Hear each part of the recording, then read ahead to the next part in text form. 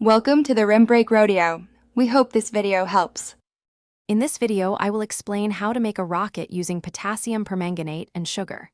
First, let's discuss the fundamental principles and, most importantly, safety. This combination creates a powerful propellant, but it demands extreme caution.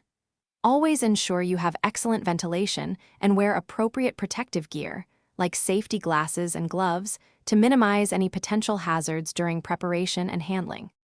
Next, let's gather our essential materials. You will need finely powdered potassium permanganate and an equal amount of finely powdered sugar. It is crucial that both ingredients are completely dry. Any moisture can significantly affect the reaction. Precision in measurement is key for a consistent and predictable propellant.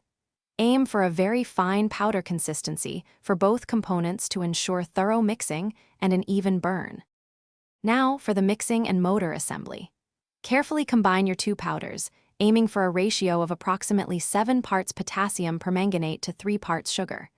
Gently mix them to avoid any friction or static electricity, which could be dangerous. Once thoroughly mixed, carefully press this propellant into a sturdy, non-flammable casing, such as a thick cardboard tube, to form your rocket motor. Ensure it is packed firmly but not excessively compressed. Finally, let's talk about ignition and launch safety. Always use a long fuse or a remote ignition system to ensure you are at a safe distance, at least 20 feet away. Launch your rocket in a wide-open, clear area, completely free from any flammable materials or dry vegetation. It is absolutely critical to have a fire extinguisher or a large bucket of water readily available to quickly address any unexpected situations. Prioritize safety above all else. Thanks for watching. Consider subscribing if we helped you.